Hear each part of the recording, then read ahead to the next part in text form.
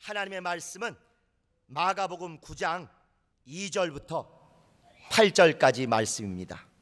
반토막만 읽은 성경 시리즈 7번째 마지막 변형산의 베드로입니다. 주제는 꼭 자기는 빼먹고 새는 사람. 어쩔 수 없이 점잖은 시간이니까 빼먹고 새는 사람 이렇게 했지만 진짜 쓰고 싶은 단어는 인간, 꼭 자기만 빼먹는 인간, 또는 꼭 자기만 빼먹는 작자, 더 정확히는 꼭 자기만 빼먹고 새는 돼지 같은 사람. 우화에 나오지 않습니까? 자기만 꼭 빼고 새는 돼지. 그게 사실은 진심입니다. 자, 마가복음 9장 2절부터 8절까지 같이 합독을 하시겠습니다. 시작. 엿새 후에 예수께서 베드로와 야고보와 요한을 데리시고 따로 높은 산에 올라가셨더니 저희 앞에서 변형되사 그 옷이 광채가 나며 세상에서 빨래하는 자가 그렇게 희게 할 수 없을 만큼 심히 희어졌더라. 이에 엘리야가 모세와 함께 저희에게 나타나 예수로 더불어 말씀하거늘 베드로가 예수께 고하되 라삐여, 우리가 여기 있는 것이 좋사오니 우리가 초막 셋을 짓되 하나는 주를 위하여, 하나는 모세를 위하여, 하나는 엘리야를 위하여 하사이다 하니 이는 저희가 심히 무서워하므로 저가 무슨 말을 하는지 알지 못함이더라. 마침 구름이 와서 저희를 덮으며 구름 속에서 소리가 나되 이는 내 사랑하는 아들이니 너희는 저의 말을 들으라 하는지라. 문득 둘러보니 아무도 보이지 아니하고 오직 예수와 자기들 뿐이었더라. 아멘. 예수께서 변형산 또는 변화산 위에 올라가시니까 베드로와 야고보와 요한이라는 제자도 같이 따라왔는데 갑자기 구름이 예수님과 그 주변을 둘러싸는데 보니까 엘리야와 모세도 있어서 그걸 보고는 베드로가 굉장히 감동 내지는 충격을 받고 있는 사이에 구름 속에서 음성이 있었으니 여기는 이는 내 사랑하는 아들이니 너희는 저의 말을 들으라, 이런 말씀이 들렸다는 그런 이야기입니다. 그리고 마지막에는 오직 예수와 자기들만 남고 모세와 엘리야는 없어졌다, 그런 얘기죠. 이 변형산 또는 변화산이라고도 하지만 더 정확히는 변형산이라 오늘은 변형산이라고 일관해서 말씀을 드리겠습니다. 이 사건은 베드로 주책 시리즈 중에 하나예요. 주책의 끝판왕, 우리 베드로 사도가 여러 가지 주책을 부린 중에 이 변형산에서도 모세와 엘리야와 예수님이 딱 있는 걸 보니까 정말 여기가 풍수지리상 좋은 곳이군요. 여기 있는 것이 좋사오니 우리가 여기 아파트 3채를 분양받겠나이다. 그래서 한 채는 모세용, 한 채는 엘리야용, 한 채는 주님용, 이렇게 얘기했지만 속마음에는 뭐가 있겠어요? 한 채는 내 거, 이래가지고 분양받겠습니다 했더니 예수님이 놀고 있네, 이렇게 우리 같으면 그랬을 텐데 그게 아니고 이게 심오한 하나님의 뜻이 있으시다, 이제 그 얘기를 한 것입니다. 이제 이런 변형산 얘기 이렇게 여러분이 읽으시면 그냥 그렇게 쓰여 있구나 이렇게만 달랑 보시면 안 되고 뭔가 이 자체로도 물론 완전한 이야기입니다만 뭔가 좀 허전하고 뭔가 좀 빠진 것 같고 뭔가 더 있으면 제대로 될 것 같은 그런 느낌을 좀 받으셔야 돼요. 읽는 중에 뭔가가 덜컹 어떤 글자나 어떤 단어가 나오면 이렇게 좀 덜컹 이렇게 걸리셔야 돼요. 그냥 이것만 눈운동으로 쑥 하고 뭐 그러셨구나 이러면 백독을 해도 성경을 하나님의 의도대로 히브리식 사고로 왜 그렇게 써주셨을까를 알기 어렵습니다. 예를 들면 여러분도 잘 아시는 7절에 이런 말씀 보세요. 이는 내 사랑하는 아들이니 이 구절이 나오면 이거 뭔가 뭔가 한 통속이 있을 것 같아. 이런 느낌이 전혀 안 드십니까? 드시지요? 하다못해 여러분이 맛있는 빵이라도 한쪽 딱 먹으면 그 순간 커피도 한 잔, 이게 딱 떠오르시잖아요. 절대로 여러분 하나로 만족 못하시는 욕심쟁이들이에요.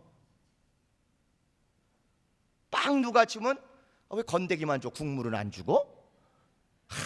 빵을 딱 물고 약간 뻑뻑한 순간 커피 한 잔 딱 떠오른다. 또 누가 비 좀 온다고 호박전 쫙 붙여서 또 하나 갖다 주면 딱 보는 순간 찢어 먹으려다가 양념장은 안 갖고 왔어? 이것도 완벽한 맛있는 음식이지만 뭔가 이게 딱 보는 순간 우리는 당연히 있어야 될 게 떠오른다. 양념장에 그래도 그 양념장에 고춧가루를 몇 프로쯤 뿌려야 되나? 이게 좀 생각난다. 아니면 김치라도, 신김치나 묵은지라도 좀 찢어서 같이 이렇게 말아 먹어야 이게 뭔가 온전케 되는도다. 이런 느낌은 여러분이 다 아셔요.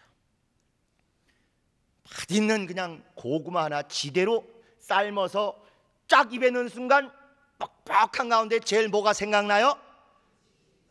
물김치. 그냥 거의 박사급이에요. 박사급. 물김치. 그것처럼 그래 먹는 데만 이렇게 전문가가 되셨으면 우리가 얼마나 유괴인간으로 끝나겠습니까? 정말 우리가 말씀의 사람이 되기를 사모한다면 딱 읽으신 순간 이거 뭔가 이게 짝이 필요해. 고구마만 갖고는 안 돼. 동치미, 물김치, 나박김치가 필요한 것처럼 이는 내 사랑하는 아들이니. 그러면 제일 먼저 뭐가 딱 떠오르십니까? 침례받고 올라오실 때 저는 내 사랑하는 자요, 저는 내 기뻐하는 자라. 이 말씀이 딱 떠오르시잖아요. 아니나 다를까 이 변형산 사건을 쓴 또 다른 책인 마태복음 17장에 가면 그 구절이 딱 나와요. 저는 내 사랑하는 아들이요 내 기뻐하는 자라. 여기는 사랑하는 아들만 나왔잖아요. 거긴 기뻐하는 자가 딱 나왔어요. 바로 무엇하고 연결하라는 거예요?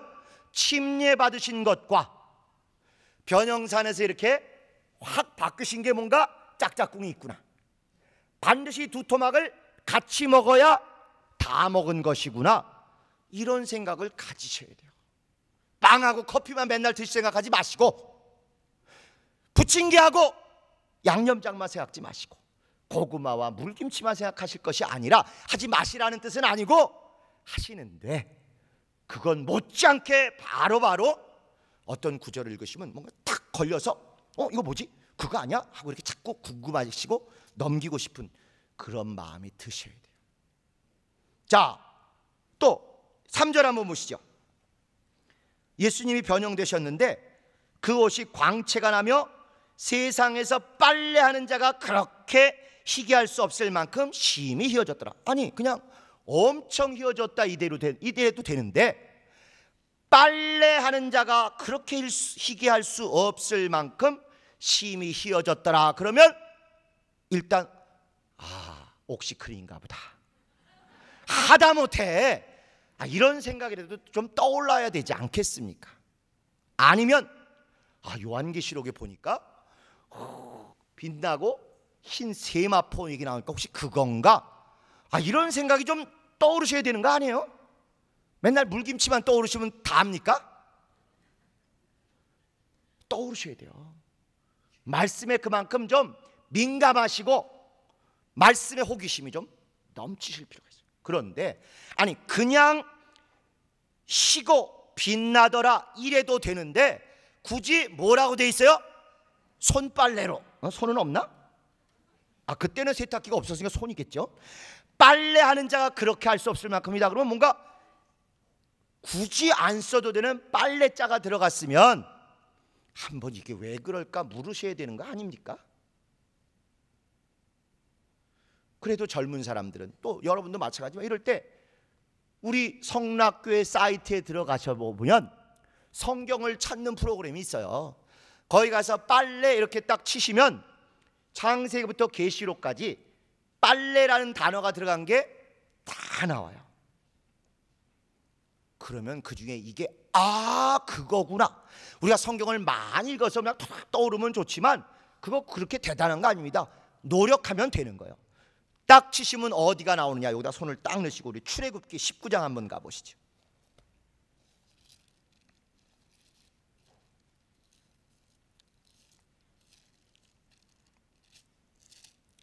출애굽기 19장 구약성경 112페이지 14절부터 무슨 얘기가 나오는 거니요? 시내산에 모세가 올라가서 하나님을 만나는 그런 얘기인데요. 모세가 산에서 내려 백성에게 이르러 백성에게 성결케 하니 너희 옷을 성결케 해야 되는데 그들이 자기 옷을 빨더라. 모세가 백성에게 이르되 예비하여 제3일을 기다리고 여인을 가까이 말라. 그리고 16절부터 이제 산에 올라가서 하나님 만나는 말씀을 이렇게 기록하고 있는 것입니다. 결국은 여기 보면 그 다음에 빨래를 다 하고 깨끗이 한 가운데 준비하고 있다가 그 대표인 모세가 올라가서 만나는데 구름이 쫙 둘러싸고 있어서 밑에서는 그걸 바라볼 수 없고 모세만 하나님과 대화하더라. 이제 그 얘기를 하는 거예요. 그러니까 크게 고민하지 않아도 이 변형산 얘기는 결국 무슨 얘기를 염두에 두고 하나님이 역사하신 사건이에요? 시내산에서 모세가 하나님 만났던 율법의 사건을 예표로 삼아서 그거보다 더 온전하고 그거보다 더 실상이 된 진리의 내용을 보여주려고 쓴 것입니다. 그러니까 율법이요 예표였던 출애굽 때는 옷으로 빨래만 해도 그 정도라도 시내산에 가서 하나님 만나는데 참여할 수 있었어요. 그렇지만 진리이신 영광이신 영원한 분 앞에 나갈 때는 이제 손으로 빨래해서는 안 되고 아무리 빨래하는 자가 그렇게 희귀할 수 없는 신령한 영적 그런 변화가 있어야 만날 수 있고 거기는 또 아무나 들어갈 수 없기 때문에 못 들어가게 뒤에서 구름으로 마치 방어막을 치듯 담을 치듯 쫙 막아서 친다. 예표였던 시내산에서도 하나님 만날 때 아무 잡것들이 죄 많고 못된 것들이 만나지 못하도록 구름으로 딱 차단막을 친 것처럼 실상이신 예수 오셨을 때도 일반 구름이 아니라 천사들이 현현한 그런 구름으로 쫙 뒤를 치고 하나님 있는 그쪽 편에서만 제대로 만날 수 있게 됐다. 이제 그런 얘기를 하는 것입니다. 결국 우리가 반토막만 읽는다라는 게 지난번까지 6번은 대체로 앞, 뒤, 옆, 줄, 둘레, 가운데 요 가까이 있는 데 있는 반토막만 읽고 나머지 한 토막을 안 읽은 것 중심으로 말씀을 드렸죠.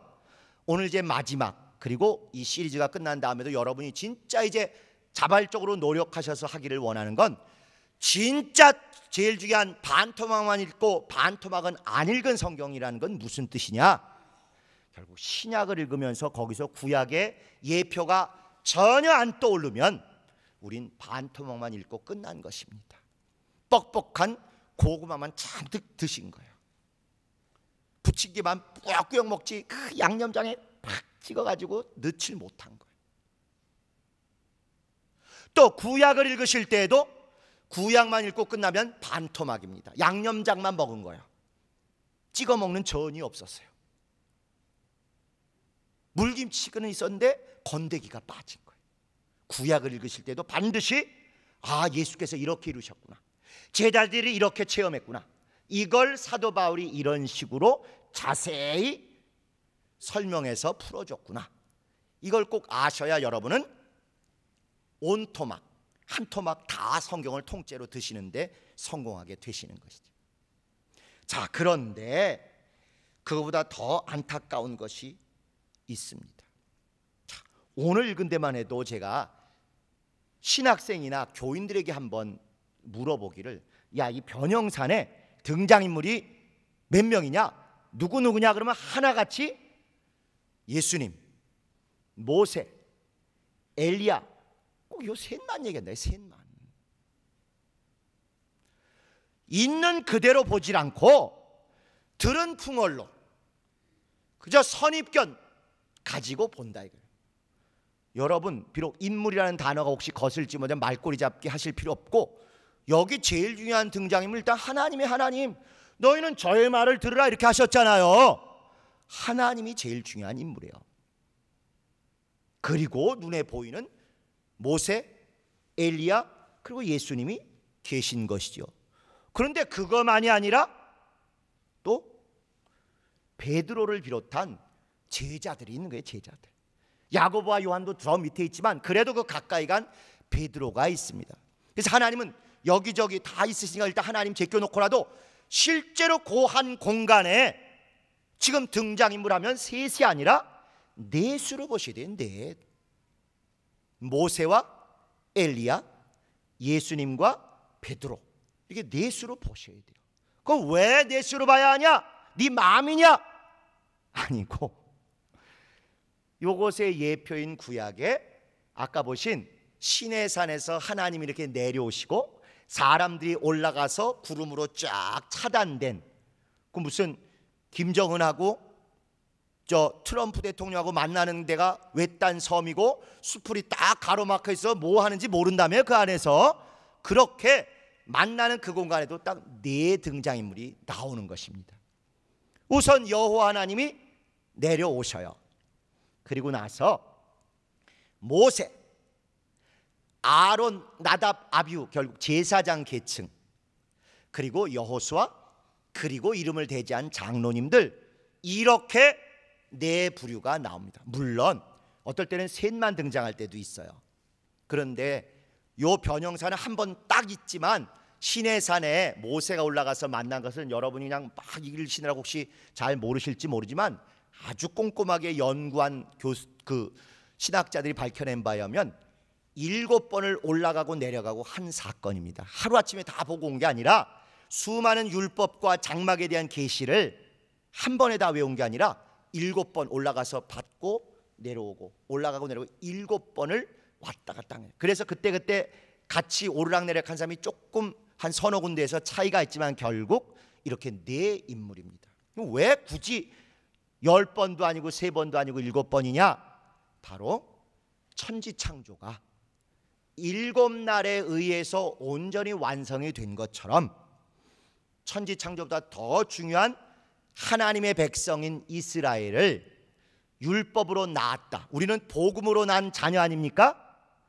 이스라엘은 율법으로 난 종이죠. 어쨌건 이것도 엄청나게 특별한 하나님의 특별한 창조입니다.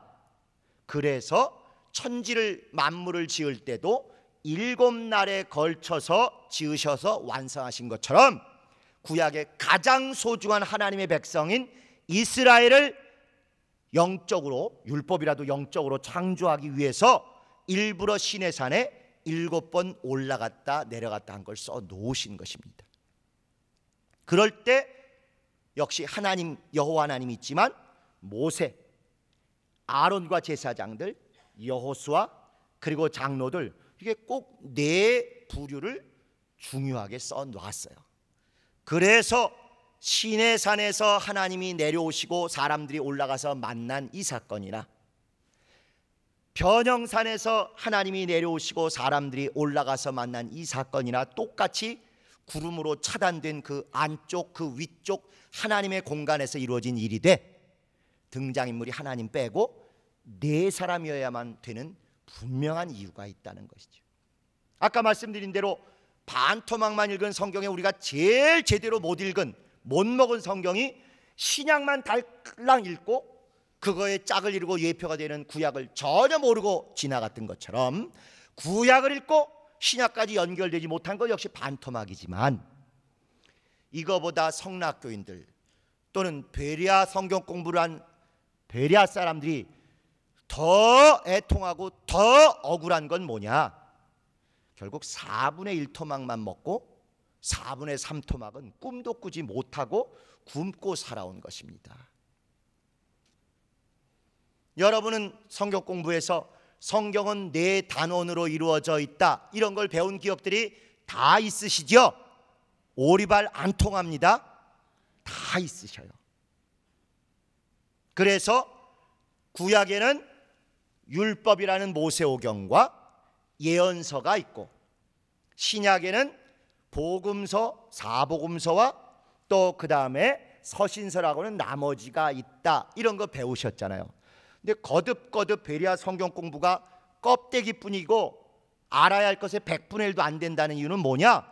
그거 있다는 건 너무너무 기본이고 당연한데, 정작 배워야 할 것은 그러므로 내 토막에 다 있는 고기를 빼 먹어라, 이거를 여러분이 안 배우신 거예요. 내 토막이 있다가 중요한 게 아니라, 소고기가 내 토막이 있다, 생선이 내 토막이 있다, 이게 중요한 게 아니라 그 내 토막을 골고루 다 먹어서 행복해라, 이게 제대로 된 성경 공부여야 합니다. 근데 우리는 수십 년을 해도 성경은 네 단락이 있다, 성경은 네 단락으로 되어 있다, 성경은 네 과목으로 되어 있다, 이것만 앵무새처럼 맨날 되었지, 그 각각의 토막에서 네 덩어리씩 고기 덩어리를 빼먹어 본 적이 없는 거예요. 성경을 한 번도 여러분이 제대로 배워보신 게 없는 것입니다. 그래서 예를 들면 창조 얘기를 창세기에서 배웠으면, 모세오경에는 그렇게 돼 있으면 예언서에는 또 어떻게 공통으로 어떻게 또 특별하게 달리 써 있는가를 배우셨어야 돼요. 뿐만 아니라 복음서에는 그 창조를 또 어떻게 더 특별한 요소를 말씀하고 있는가를 찾아내셨어야 해요. 그리고 사도행전부터 요한계시록 사이에 그 창조는 어떻게 되어 있는지를 또 알아야 창조에 대해서 제대로 아시는 것입니다. 모세오경의 창조와 예언서들의 창조와 복음서의 창조와 서신서의 창조, 네 토막 모두에서 창조가 어떻게 되어 있는지를 제대로 아셔야 창조를 아신 거예요. 근데 여러분은 창세기에서 잠깐 배우시긴 하시지만 성경은 네 단락으로 되어 있다, 끝, 이러고 수십 년을 오셨기 때문에 정작 알아야 될 창조에 대해서 4분의 1 토막밖에 못 배우시고 못 체험하시고 못 드신 거나 같다 하는 것입니다. 선악과 창세기에서 배웠으면 예언서에서 또 선악과를 배우셨어야 돼요. 복음서에서 배우셨어야 하고 서신서에서 배우셨어야 돼요. 한 번도 제대로 배우신 기회가 거의 90% 이상 성락교인들은 없으십니다. 그만큼 여러분들은 성경을 안다고 현혹한 것에 지금까지 끌려오시긴 했지만, 다른 교회에서 알고 있는 성경하는 지식에 100분의 1도 모르신 거예요. 생명과도 마찬가지고, 에덴 동산도 마찬가지고, 침례도 마찬가지고, 성찬도 마찬가지고, 심지어 할례도 창세기에서 배우시고 끝났지만 예언서를 통해서 또 복음서를 통해서 또 서신서를 통해서 당연히 네 종류를 다 배우셔서 조립했어야 제대로 아시는 것입니다. 그래서 반토막만 읽은 성경이 아니라, 신구약으로만 보더라도 완전히 찢어진 반토막 정도가 아니라 베리아적으로만 보셔도 4분의 1 토막만 겨우겨우 배우셨든가 말든가 그 정도에 우리가 머문 거예요. 이게 최소한 정상적인 동네 교회들이 알아야 될 수준입니다. 신학교에 가시면 이거보다 한 걸음 더 나가서 두 토막, 네 토막이 아니라 세 토막, 6토막을 아셔야 되고, 조금 더 나가서 네 토막, 8토막을 아셔야, 그래야 여러분이 어떤 개념이 됐건 어떤 주제가 됐건 성경을 제대로 한 토막을 제대로 드신 게 되시는 것입니다. 성경과 성서, 율법과 예언자만이 아니라 율법과 예언자와 시편으로 대표되는 성문서, 이 세 덩어리를 알아야 구약을 통해서 제대로 아시는 것이고, 복음서와 서신서와 그리고 예언서라고 할 수 있는 그 요한계시록을 또 별도로 집중해서 아셔야 제대로 성경의 6토막을 다 드신 거예요.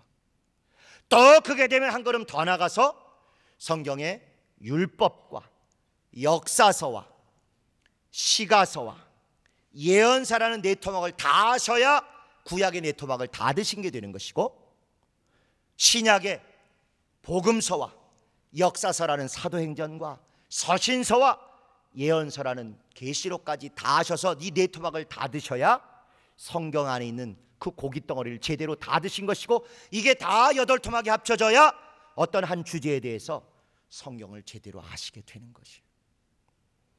제가 너무 매몰차게 여러분들을 무시한 것입니까? 아닙니다. 가장 책임 있고 회개하고 뉘우쳐야 될 저희 같은 사람들의 잘못이기 때문에 고백을 하는 거예요.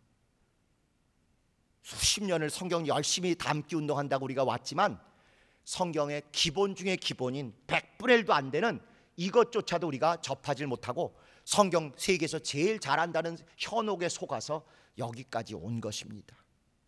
변형산 얘기 하나도 이게 누구 얘기인지, 무엇을 염두에 두신 얘기인지, 도대체 우리 보고 어쩌라시는 건지 조차도 제대로 배우지 못하고, 우리가 주님을 잘한다, 사복음서를 통달했다, 성경을 세계에서 제일 잘한다, 이런 주 앞에 교만과 허세를 부리며 왔던 것이죠.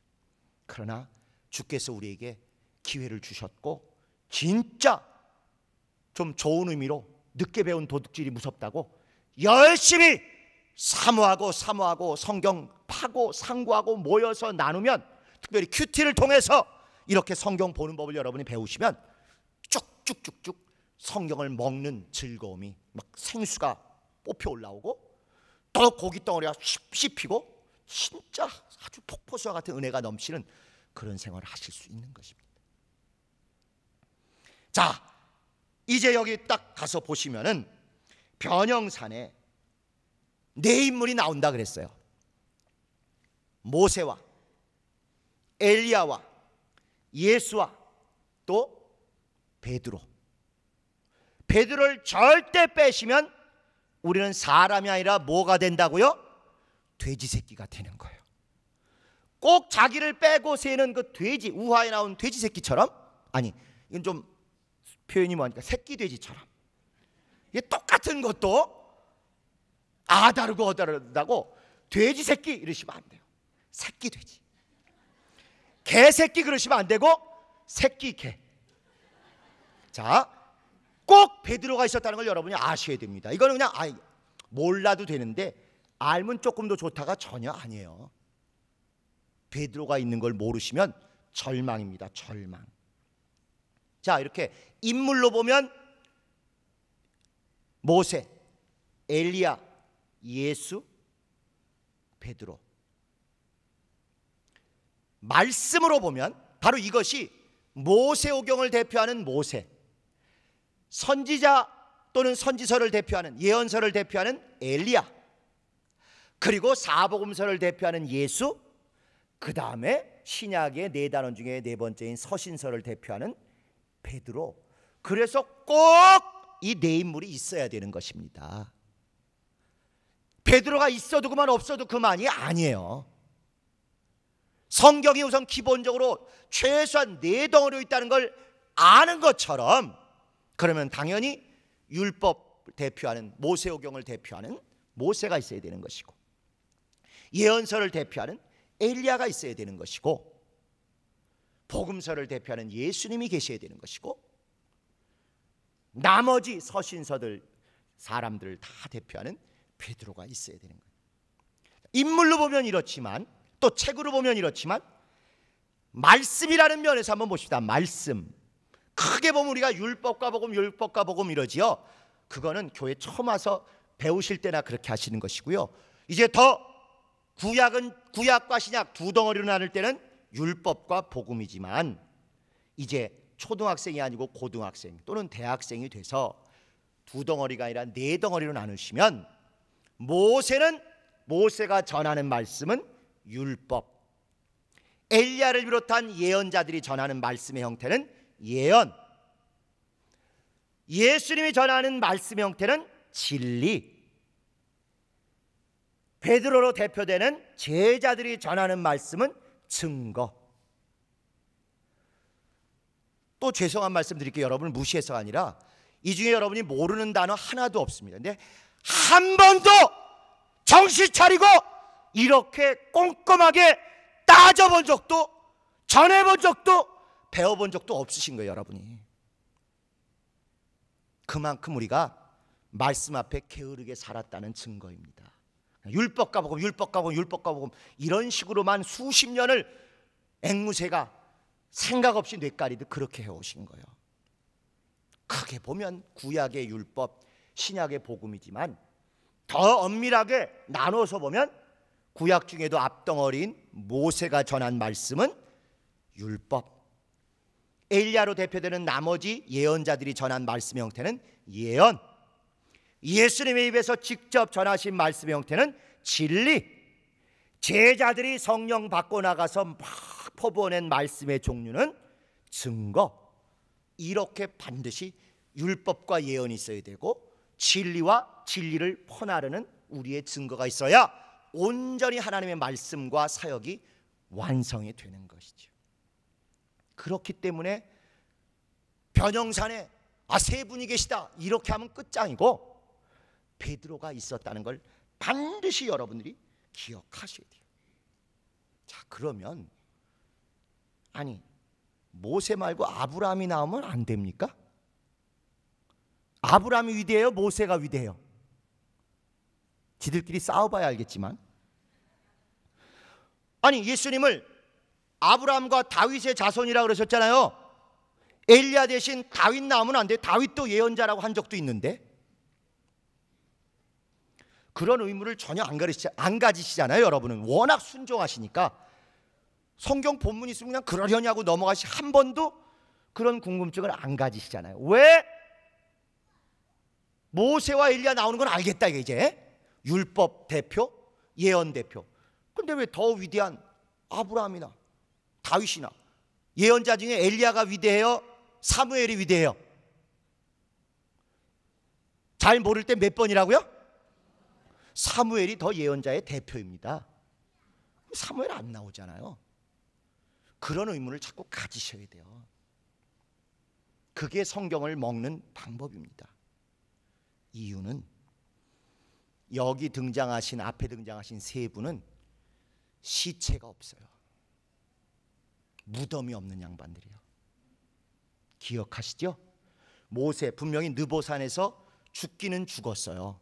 그런데 사람들이 우상화, 신격화할 것 같으니까 하나님이 아예 어디에 묻혔는지를 모르게 완전히 감추어 두셨어요.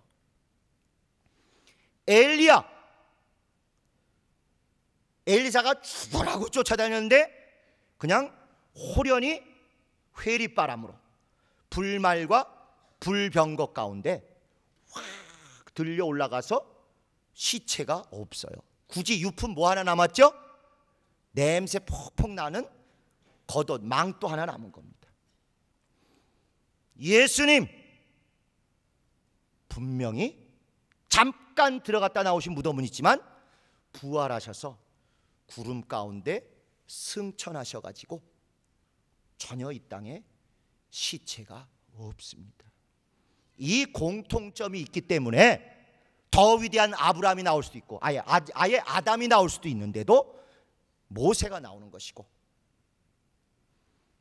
다윗도 가능하고 더 선지자 중에 대표인 사무엘이 나올 수도 있는데도 불구하고 엘리야가 나오는 것이고, 당연히 그들이 예표했던 실상이요 육체와 시신이 전혀 이 땅에 있지 않고 살아서 부활하셔서 승천하신 예수님이 등장하는 것입니다.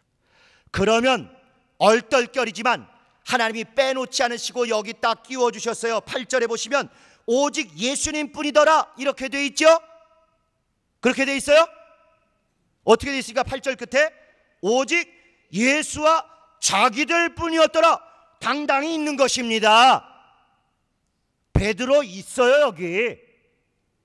그렇다면 모세와 엘리야와 예수님이 시신이 없고 무덤이 없는 자라는 뜻으로 이들만을 특별히 세 분을 모아놨다면 여기 나오는 베드로 결국 어떻게 될 것을 예표하고 있는 거예요. 우리도 무덤이 없고 시신이 없이 들려 올라갈 사람들이다, 그 얘기를 해주신 것입니다. 휴거가 여기서 예약이 된 것이에요. 교단에 따라서는, 교회에 따라서는, 신학자들에 따라서는 휴거 그거 가짜다, 없다, 이럴 수 있어요. 그러나 휴거는 고린도서에 나오는 거 한 편 달랑 있는 게 아닙니다. 구약부터 내내 반드시 이렇게 모세도 구름 가운데 들어가서 그분을 뵙는 거예요. 그 구름이 보통 구름이 아니고 천사가 바람과 구름과 불꽃으로 현현한다고 시편 104편에 나와 있죠. 105편인가? 104편에 나와 있죠. 그것처럼 꼭 하나님을 뵙는 공간은 구름으로 현현한 천사 안쪽, 바람으로 차단하고 있는 천사 안쪽, 불꽃으로 현현하고 있는 천사 안쪽에 들어가서 그분을 뵈야 돼요. 또는 위쪽 또는 안쪽에 들어가서 뵈야 합니다.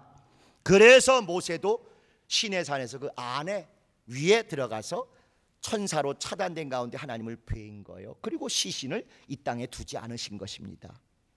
엘리야도 회리바람과 불말과 불번거로 확 들어올려서 그 위에 그 안쪽에서 주님께 가서 주님 안에 있는 것입니다. 그래서 또 그 시신은 이 땅에 있지 않는 것이고요.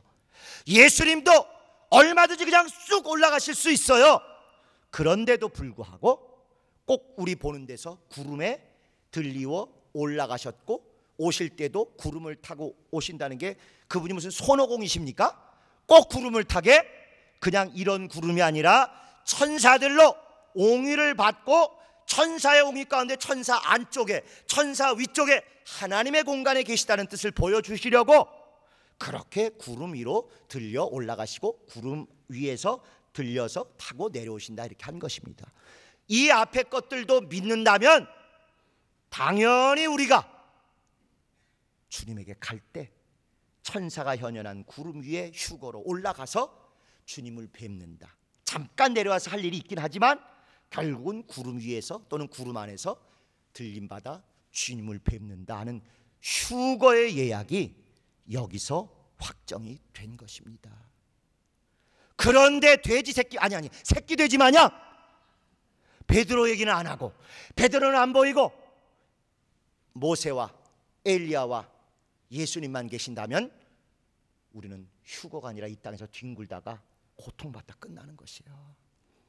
베드로로 대표되는 제자들로 대표되는 모든 신약 성도들을 대표하는 베드로가 있다는 얘기가, 그리고 여기 쓰기를 모세와 엘리야는 없어졌지만 예수와 제자들은 있었다, 이 얘기가 가장 복음 중에 복음으로 여기 쓰여 있는 것입니다. 우리는 이 땅에 시체가 없을 자들이에요. 사실 이 땅에 무덤이 없을 자들입니다.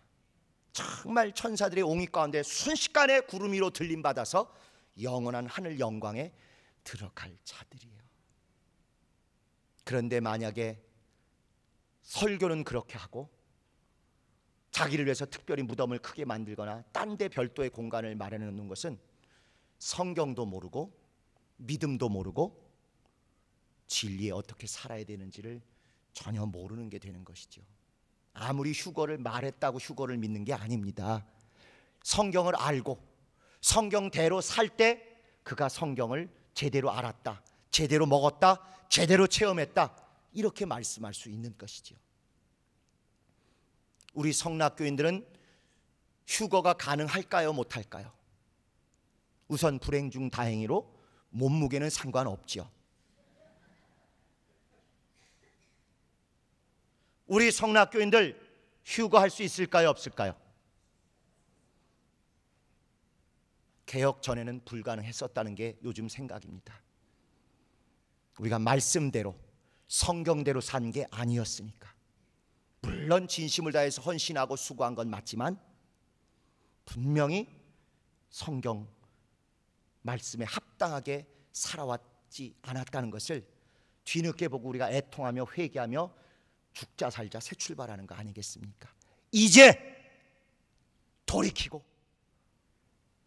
역사하는 것을 주께서 과거 것까지 함께 통으로 묶어서 휴거에 합당한 믿음의 길을 준비했다고 인정해 주실 것입니다. 분명한 것은 개혁만 한다고 저절로 휴거되지 않습니다. 성경대로 신앙생활과 일상생활이 개혁될 때 과거의 것과 앞으로의 것이 어우러져서 휴거에 합당한 그런 믿음으로 인정해 주실 것입니다.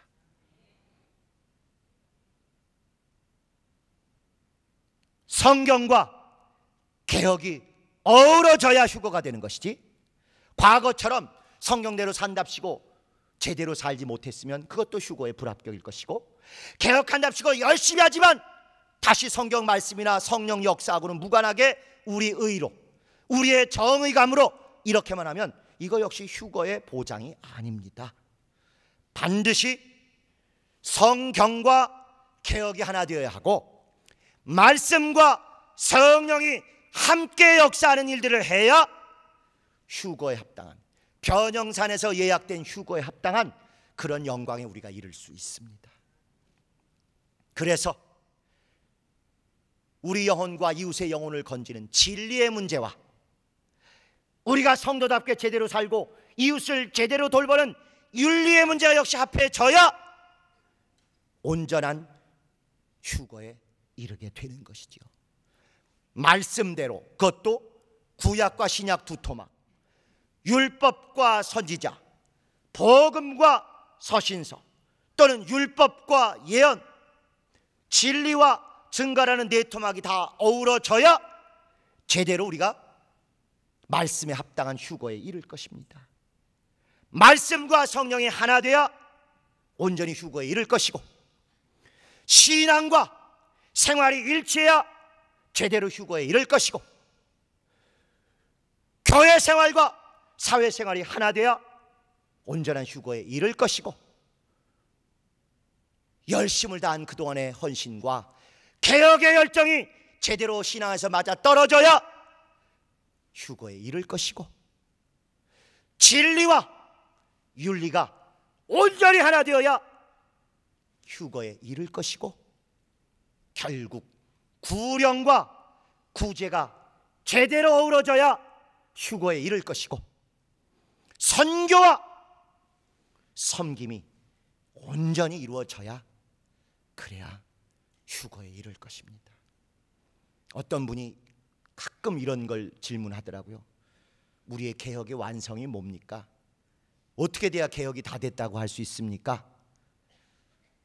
개혁은 우리 평생 계속 해나갈 것이지만 적어도 우리가 제대로 개혁의 방향으로 가고 있는 것은 확인할 수 있어요. 그건 뭐냐면, 개혁한다고 우리가 소위 사회활동이나 윤리활동, 정의로운 거 이것만 하고 전도, 기도, 신유, 축사, 헌신, 휴거, 이런 것들에 대한 관심이 점점 묽어져 가면 우리는 또 다른 타락을 하는 것입니다. 전에는 이런 것만 한답시고 반쪽인 나머지를 전혀 안 한 타락이었다면, 만약에 우리가 이것을 점점 밀어내거나 잊어버리고 외면하고 넋놓고 흘리고 정의롭게 인간적으로 정말 윤리적인 것만 열심히 하고 이게 멀어지면 어떻게 보면 더 애통한, 더 억울한 그런 또 다른 의미의 반쪽, 반토막 타락에 이르게 되는 것이죠.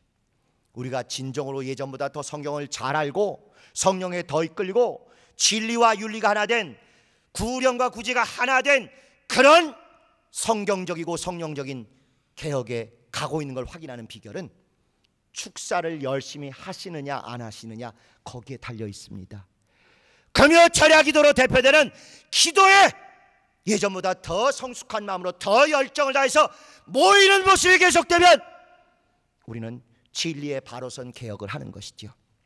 오히려 더 이웃의 불쌍한 영혼을 도와주며 이웃 돕게 하며 구제하며 사랑을 베풀면서 이러면서 우리는 휴거가 되겠다.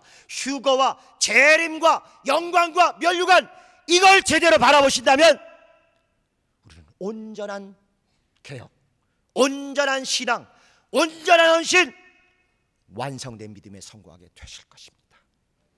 변형산에서 가장 중요한 자기만 빼고 새는 어리석은 자들이 아니라 시체가 없고 천사의 옹의로 구름과 바람과 불꽃 위로 올라가서 영광에 참여하고 휴거로 들림받는 모세, 엘리야, 예수님뿐만 아니라 우리도 반드시 그리하여야 하고, 그럴 수 있고 그렇게 되리라고 온전히 결심하는 우리 자랑스러운 개혁 성락교인 되시기를 예수 이름으로 축원합니다. 예수 한번 부르시고 하나님의 말씀대로 거룩한 개혁, 말씀의 개혁, 성령의 개혁에 성공해서 들린 바대로 성공할 수 있게 달라고 예수 한번 부르고 통성으로 기도하시겠습니다. 예수여 역사하시고 도와주시옵소서. 우리의 믿음이 말씀과 성령에 온전히 이끌리는 믿음 되게 도와주시옵시고 정말 주님 뜻대로 하는 말씀과 성령에 제대로 이끌리는 헌신적인 믿음에 성공할 수 있도록 아버지여 도우시고 인도하여 주시옵소서. 간절히 바라옵고 바랍니다. 하나님 아버지여 휴거가 막연한 이야기가 아니라 이렇게 생사하고 이렇게 직접적이며 이렇게 우리의 얘기를 할 수 있도록 우리의 이야기를 할 수 있도록 아버지여 도우시고 인도하여 주시옵소서. 성경과 개혁이 완전히 통합되게 하여 주시옵시고 아버지여 또 정말로 진리와 윤리가 합쳐지게 하여 주시옵시고 구령과 구제가 하나 되게 하여 주시옵시고 선교와 섬김이 하나 될 수 있도록 아버지여 도우시고 인도하여 주옵소서. 아버지 우리의 믿음 다른 금요일 날과는 달리 기도를 좀 중간에 끄는 이유는 이렇게 빼버려야 될 기도 제목이 하나 생겨서 그렇습니다. 이 주일날 비개혁 측에서 불법적인 임시 교인 총회를 하겠다 그래서 저희가 한 수 가르쳐 주기 위해서 몇 가지 법적 조치를 했습니다. 그래서 이러이러하게 우리 교회 운영 원칙, 우리 교회 헌법과 같은 운영 원칙에도 어긋나고 또 여러 가지 교회의 그동안의 관례나 목회 현장에 비춰봐서도 어긋나기 때문에 이건 원천적으로 불법이다. 그리고 너희들이 그걸 통해서 재산을 처분하려고 하는 것도 불법이다. 그리고 그것에 뭘 모르는 억울한 비개혁직 교인들을 공범으로 사지에 몰아넣는 건 더 사악하다. 이렇게 해서 총회 금지 가처분을 그 월요일 날 서둘러서 신청을 했습니다. 근데 이제 조금 아까 그게 인용이 돼서 그 임시 교인총회 못하게 됐습니다.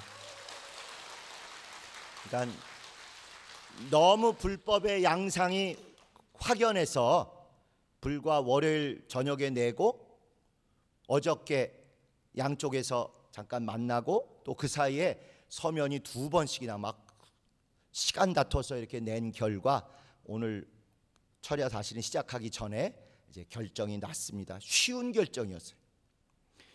문제는 지금 저쪽에 제일 사악한 사람들이 누구냐면 저희는 김대리와 7난장이라고 하는데 하여튼 전도사 때부터 김대리에게 붙어서 완전히 세뇌된 그런 갓 안수받은 젊은 사람들 7명이 있습니다. 이 사람들은 목사를 해본 적이 없어요. 전도사도 제대로 해본 적이 없습니다. 그저 거기 붙어서 시키면 시키는 대로 온갖 악행을 지난 10년 가까이 해온 사람들. 왜 제가 잘 알기도 하는 이 사람들을 사악하다고 하는 거 아니? 지금 모든 법적 진행이 어떻게 비개혁 측에 불리하게 돌아가는지를 제일 잘 아는 사람들이 그 인간들이에요. 그런데 옛날 리더에게도 당연히 누가 얘기할 사람도 없고 얘기도 안 하지만 김대리에게조차도 돌아가는 실상을 제대로 안 얘기하는 거예요. 세월호가 지금 빠져들어가고 다 잠기게 생겼는데도 이겨 잘 되고 있어요. 금방 됩니다. 대법원에서 다 인정했습니다. 이런 거짓으로 위를 속이고 그 다음에 교인들을 속이고 이런 몹쓸 짓을 하는 7명의 목사들과 또 일부 유급 안수집사 장로들이 이 사람들이 가장 지금 온 교회를 말아먹고 온 교회를 고통에 빠뜨리는 정말 간악한 사악한 사람들입니다. 이 혹시 장면을 모니터링하고 있는 비개혁 측에게도 정면으로 말을 합니다.